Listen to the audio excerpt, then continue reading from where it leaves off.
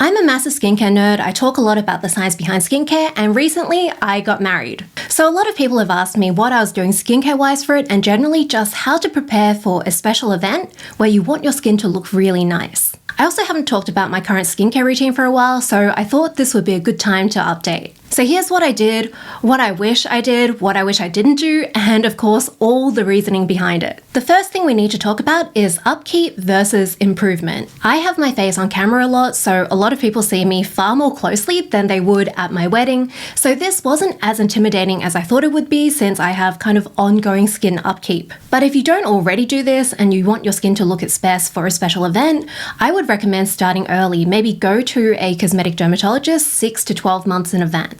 A lot of treatments take time to work. Sometimes your skin will get worse before it gets better, sometimes your skin will change, and you'll need to find completely new products that suit it. You also want to have lots of leeway for any downtime or healing if you decide to get any procedures done. I realized I haven't talked a ton about my long-term maintenance procedures, so here's what I've had done. I got a series of PicoSure laser treatments a few years back. I talked about it in this video. My spots are still pretty faded from that. I'm sure they will come back because of my genetics and just living in Australia where the sun is very much a deadly laser. But my skin tone is definitely still more even than it was, and it's also meant to boost collagen and other stuff in your skin as well. Now, this is probably the thing that made the biggest difference to my skin. I've been taking a low-dose oral contraceptive for about 15 years now. And even though it isn't one of the ones specifically recommended for acne, I found that it's made my skin just a lot more manageable. My skin is pretty oily and the hormonal regulation has just really reduced that oil and my breakouts as well. So I used to have maybe 2 or 3 really deep hormonal pimples every month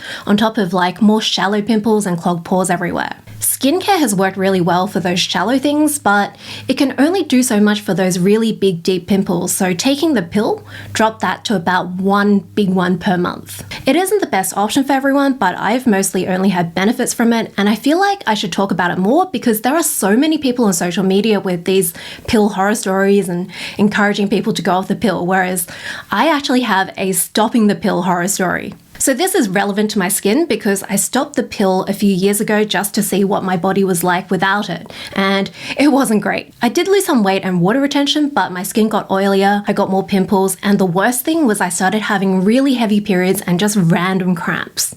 It turns out I had stage 4 endometriosis, which I kind of suspected, and it seems like when I stopped the pill, those surges in hormones caused their endometriosis to grow faster and it started eating into my bowel, which I didn't know was a thing that could happen when you stop the pill. So I got excision surgery and went back on the pill, and now my skin is actually even better than it was.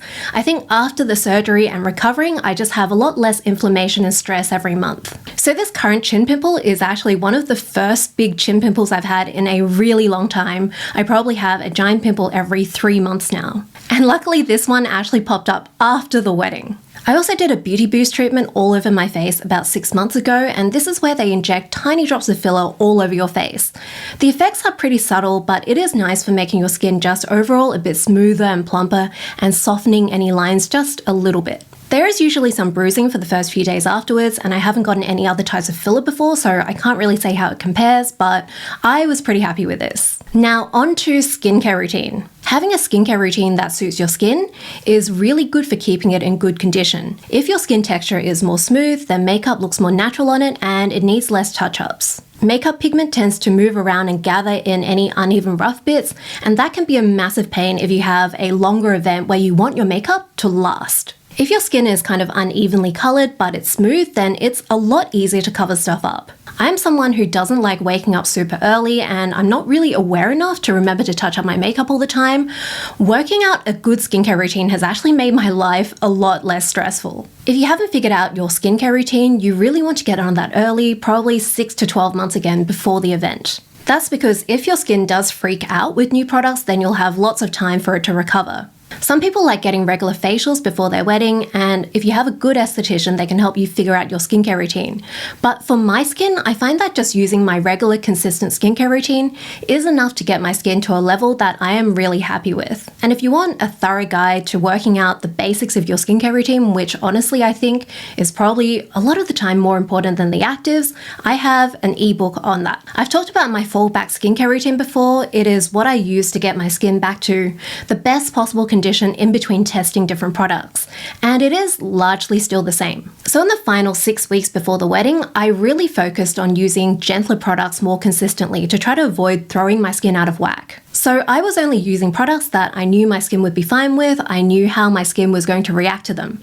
I really didn't want to introduce new products. Almost all of the products I'm going to talk about were either PR samples or they were sent to me for older sponsored posts.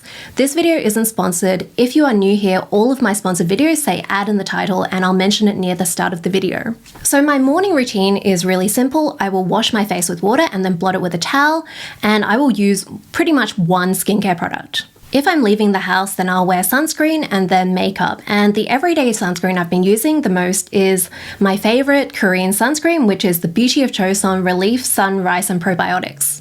It's a really lightweight Korean sunscreen that just hydrates my skin really nicely, and it sits well under makeup. I actually had little sample tubes of these as wedding favors / cupcake stand decorations. I asked Beauty of Chosun if I could buy them, but they very kindly just sent them to me along with little tubes of their eye serum. So thank you so much. They were a massive hit. Everyone loved them. Now, when I'm getting more sun exposure, like if I'm hiking, I usually use a more intense water-resistant Australian sunscreen. But I haven't been doing that much because for the last year, I was working on a really big project that I will talk more about soon.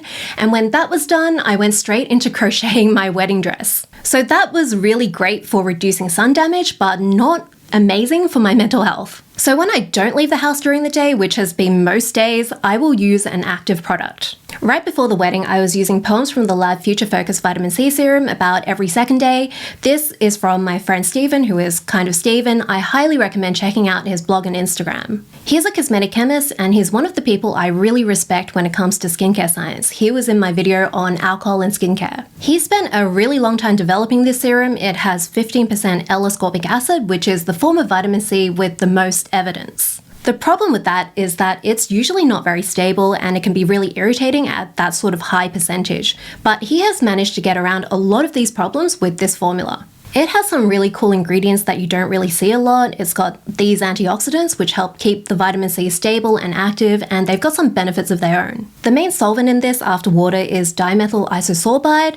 That helps with getting actives through the skin as well, so it plays a similar role to glycols, which are a bit more common in skincare. One detail I really like that isn't as common as I think it should be is that the texture is the right level of thickness. So it's thick enough that it doesn't run down your fingers when you're trying to put it on, but it isn't so thick that when you're putting it on your skin, it feels like syrupy and draggy. The finish is really hydrating and soothing. It's not shiny. It gives me enough of a moisturizing effect that I haven't really needed an extra moisturizer, and I would guess that it's probably not enough if you have dry skin. L-ascorbic acid has always been really good for helping my pigment get more even and just evening out my skin tone in general, and this has been working really well. The packaging is also really cool. It is this really protective tube, and I think it's really the best type of packaging for protecting something from oxygen. I've talked a bit about airless pumps and droppers before. Airless pumps aren't really as protective as a lot of people assume they are. They have lots of tiny gaps, and gas particles are ridiculously tiny. They can get through plastic, so any tiny gap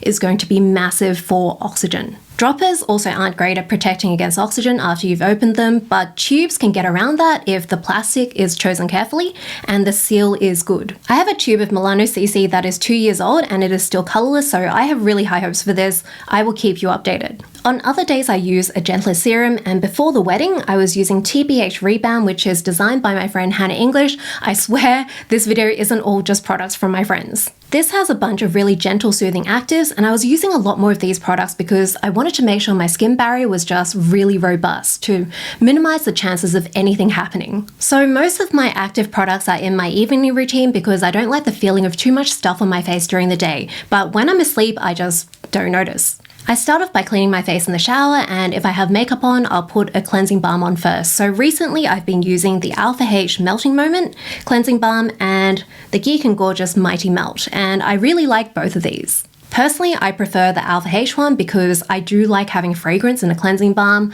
I really like that relaxing feeling of just massaging my face with oil and melting everything off. It's like the one skincare step that I love. This one really impressed me because it is from a Western brand, and I usually expect those to need a cloth to rinse off well, but this one feels very much like an Asian style cleansing balm. The Geek and Gorgeous one is fragrance-free, which is nice because there really was a lack of fragrance-free cleansing balms for a long time for people who couldn't handle fragrance or just didn't like it. This one is nice and soft, it rinses off without too much residue, and the only issue I've had is that it doesn't take off my super long wear gel eyeliner very well. Then I'll get in the shower, rinse off my cleansing balm, and then follow up with a regular cleanser. In the last little bit before the wedding, I was mostly using the Mecca Cosmetica Renewing Cleansing Gel. I've been really enjoying this range of products. So this cleanser is really hydrating, it's got really gentle surfactants and tons of glycerin. It's really good at cleaning my skin, but it doesn't end up stripped, it's still super hydrated. And it has a rose scent, and surprisingly, my partner, well, husband, he really likes it too, even though he usually goes for like more stripping cleansers, and I didn't know what he would think about that rose scent. I've also been using the Innisfree Blueberry Rebalancing 5.5 cleanser. My friend got this for me from Korea, and I've just been really impressed by this because a lot of Korean cleansers have a really dense foam and a high pH, around 9, because that dense foam is created using traditional soap surfactants, which are fatty acid salts. So in those cleansers, you'll generally see these sorts of fatty acids and potassium hydroxide high in the ingredients list. But unfortunately, that high pH can disturb some people's barriers, like mine, and it leads to irritation and dryness after a while. So this cleanser manages to almost completely replicate that dense foam experience with a much more nice skin-friendly pH of 5.5. It's not as hydrating as the other one, which is great if you prefer your skin to have a bit of a tighter feel afterwards, and this has a bit of a citrus smell. If I'm not washing my face in the shower, I usually use the Bioderma Sensitive Biomicellar water with reusable cotton pads. These double-sided ones are from Medicate. If I have makeup, then I'll rub a cleansing balm on my face and then wipe it off with a wet cotton cloth. This one is from Alpha H, and then follow up with the micellar water. And then for eye makeup, I use a Too Faced makeup remover. I've been using the one from Illune with the soft velour side of the little reusable cotton pad. And that's all because I really hate washing my face in the sink. I just hate the dripping down my arms and all of the mess. Although I do have to share this incredible hack that my husband discovered we could do with our sink.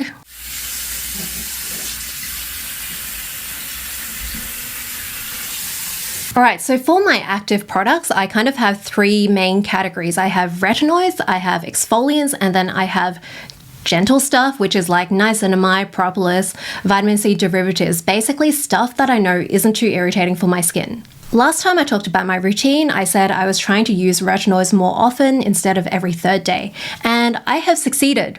And that's because I have diversified. Instead of just using tretinoin, I'm also using a lot of cosmetic retinoid products. And yes, that video or 2 videos is coming. So I usually use retinoids 3 times a week now. I'll use tretinoin if my skin barrier is feeling strong, but I will use a cosmetic retinoid if it isn't. I won't try to just keep pushing this. This is still the 0.05% Stevia. This is 0.05 tretinoin, and this particular brand has been discontinued. I haven't tried the other versions yet. The cosmetic retinoids I've been using the most are Neutrogena's Retinol Pro Plus 0.3% Night Cream, also the ROC Retinol Correction Line Smoothing Max Hydration Cream, and the Medicate Crystal Retinol 6. I'll talk more about these in my cosmetic retinoid video, but these are all really nicely formulated retinoids that are a bit on the stronger side. In the last 3 weeks before the wedding, I completely stopped using tretinoin because that shedding and sensitivity was just too risky for me, so I really didn't want to peel like a snake on that morning. So I was mostly using the Neutrogena cream, which also works really nicely as a moisturizer. I use chemical exfoliants about twice a week, and if I don't, I end up with little closed comedones, which are clogged pores. They look like flesh-colored bumps all around my jaw. So the 2 I was using were these, the Paula's Choice 2% BHA liquid. It has just been one of my favorites for a long time, and the Sunday Riley Good Genes, which is mostly lactic acid. My skin just really loves both of these. They give me a really lovely smooth glow, they keep away closed comedones, and they make my pores look smaller. I also use Beauty of Joseon's peeling gel once or twice a week. This is a really gentle physical exfoliant. It's great for removing skin flakes without kind of ripping deeper into any living skin, so I use it a lot before applying makeup. My main criteria for these is that they are concentrated enough to work well in the shower, which this one is, and I've almost finished using it, so let me know if you have any suggestions about which one I should try next. And then on the other nights, I used products in the gentle ingredients category, which ended up being about twice a week. So I did this when my skin was feeling a bit more sensitive, but also sometimes just when I wanted to pile a whole bunch of really nourishing layers on my face. The first product in my lasagna is the Sulwhasoo First Care Activating Serum. Jude from 50 Shades of Snail convinced me to try this. She has a really fantastic in-depth review of this on her blog. It has a whole bunch of plant extracts and antioxidants, so this kind of first step product in Korean skincare helps other products penetrate better. But because I was being really paranoid about overly irritating my skin, I did not want to use this on the harsher actives nights. Then I would put on probably 2 of these serums. So the first one is the Olay Super Serum, which I've talked about pretty recently. It's one of the serums that I feel like I could probably use on its own and my skin would stay really nice, except it doesn't have retinoids. The main focus of this is having niacinamide at a low pH, which delivers it better into skin, and it's got a bunch of other nice actives too. Some people pointed out that there is a night version with similar ingredients that is fragrance-free. That might be worth trying, although I haven't tried that yet. I've also been using the Skin Food Propolis Enrich Essence. Propolis is really hydrating for me and soothing as well. I've also been using the L'Oreal Revitalift Filler Serum. I've kind of dismissed hyaluronic acid as just another humectant moisturizer in the past, but there are so many people hating on it at the moment, and at the same time, there are so many people swearing by it. It's always in the top products on Reddit. I've just wanted to try out more hyaluronic acid products and really get to the bottom of it. It is a really interesting ingredient, I think. It deserves a proper video, but this one has a special acetylated form of hyaluronic acid that penetrates deeper and doesn't get broken down as quickly. I found this really nice for plumping up my skin with more than just a humectant effect. I don't love this specific smell, and I do kind of wish there was a fragrance-free option as well. I've also been using the Peach and Lily Glass Skin Refining Serum. This is another serum that has lots of different types of hyaluronic acid, including an acetylated one, although I don't really know as much about the specifics. It also has niacinamide and a bunch of centella ingredients. It is just a really gentle product. The founder of Peach and Lily has really sensitive skin, so this was just, to me, a really safe product to throw into my lasagna. Usually I'll use this on nights when my skin is irritated, but I want something soothing and hydrating and more active. It sort of fills the same role as the TBH Rebound. Okay, the Sulwhasoo Concentrated Ginseng Renewing Cream. This is pricey, but it is my favorite moisturizer and I don't find I need to use very much of it. After I use it, my skin just looks so nice in the morning. The star ingredient in this is called Ginsenomics, or Compound K. It's extracted from ginseng. It's meant to restore collagen and hyaluronic acid, and there is clinical testing with all of these really impressive effects on elasticity and wrinkles. But it is one of those proprietary ingredients that only Amore Pacific will test and use. And there are peer-reviewed studies, but it's always really hard to judge how reliable that sort of ingredient is because there just isn't enough info. There's no independent verification. So these sorts of ingredients, I treat them as sort of added extras. They're not like the core ingredients I have to use, and they're not like ingredients that I think are complete BS. I will use them if I'm seeing nice results on my skin with the product, and if they actually do what they say they do, then that's great. So there are a bunch of other ingredients in this. It's got retinol and there's a bunch of omega-6 derivatives that are really nice for reinforcing your skin barrier. But the main selling point is just my skin just looks so nice after I use it, and I see a difference with just a tiny dab. And it's also really non-irritating and it's rich without being too rich. Sometimes if I use a product that is too rich, I end up with little whiteheads that pop up overnight around my nose, but this doesn't do that. My skin is just calm and smooth and plump and pretty. Onto body care. I am very used to dealing with my face, but I don't really exist online below about here, so body care is like a very different game. Conveniently, my dress only showed my upper back, my shoulders, and my left leg. I get acne and keratosis pilaris, which is sort of called chicken skin. It's like little hard bumps in the pores. It's on the back of my arms. So I exfoliated those every day with a shower mitt for the last month, and I made sure I washed conditioner very thoroughly off my back. And that was enough. If it wasn't, my next step would have been to use a chemical exfoliant, and ones that I've used for this in the past are Paula's Choice 2% BHA liquid, The Ordinary's glycolic toner, which comes in a giant bottle, and Dr. Dennis Gross Alpha Beta peel pads. For sunscreen, my wedding was outdoors in Australia near the end of summer, so on the actual day I used this Evi sunscreen. It's not Australian, which is something that I would usually use, but I wanted something that would stick to my body more than to the dress because I really did not want sunscreen stains on that dress. I spent so freaking long making it. And I wanted something that would stay put on my skin even when the dress straps were moving around. Now, onto things I really regret. There were a bunch of things I regretted because I'm me, I'm going to make at least a few really terrible decisions. So a week before the wedding, I decided to use a foot peel. It was the Tony Moly one. Definitely don't do this. I don't know what I was thinking. So this is like a pair of socks that have chemical exfoliants in them, and they're meant to peel off all the dead skin and make your feet baby smooth. The problem is the dead skin takes about 10 days to come off. A week is not enough time. I just completely forgot how much time it took.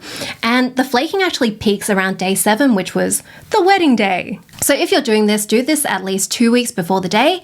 And I also didn't actually need to do it because my dress hit the ground. The most anyone would see would be like a little bit of my left foot sometimes. And all of this came to me right after I put on the socks, and I vividly remember Oma telling me, you know, you can just take that off, right? Like you can just wash it off. And no, I just did not want to waste it. So I had peeling feet at my wedding, and because it softens your foot skin, and I was wearing brand new heels, and I also changed into brand new sneakers for the reception, I just did not want to wash my old sneakers. I ended up with some really bulbous blisters on my feet. I had one that was like a bumper on one heel, and on the other heel, a whole flap of skin just came off the moment my foot went into my sneaker. It was really gory. I wasn't even aware this would happen, but it makes perfect sense that it does, but just learn from my fail. This isn't skincare, but I need to talk about my hair because it was like the thing that annoyed me the most. Most of my decisions were great, so I booked a toning service at my hairdresser, which is Ultra Fade by Rich, the day before. They curl your hair at the end of the toning session, so I figured most of the curls would stay in, and then my sister could just help me fix it in the morning and things would be fine. The curls dropped a bit because it was like the most humid summer in Sydney for ages. I also had a fake flower clip that I got off Etsy because I didn't want to deal with real flowers on the day. So all of that was great. I was just so grateful and happy on the day because it was just really stress-free. I was just like, thank you, past Michelle, you amazing, brilliant, beautiful genius. And then I got there and I remembered Oma wanted us to get married on the side of a cliff next to the ocean. It was amazing for ventilation. No one caught anything at my wedding. But having my hair out was like the worst possible decision. In like 3/4 of my wedding photos, my hair was just having an amazing grand old time, and I am just like squinting, trying not to have anything hit me in the eye. I also really regret not having a hand cream in my handbag. On the way to the wedding, I realized my cuticles were just an utter mess, and there would probably be photos of my hands. I tried to moisturize them with lip gloss, but that was just not very successful. I hope that was helpful. If you are looking for new skincare products, I reviewed the top skincare products on Reddit in this video. If you want some skincare science, then check out this playlist.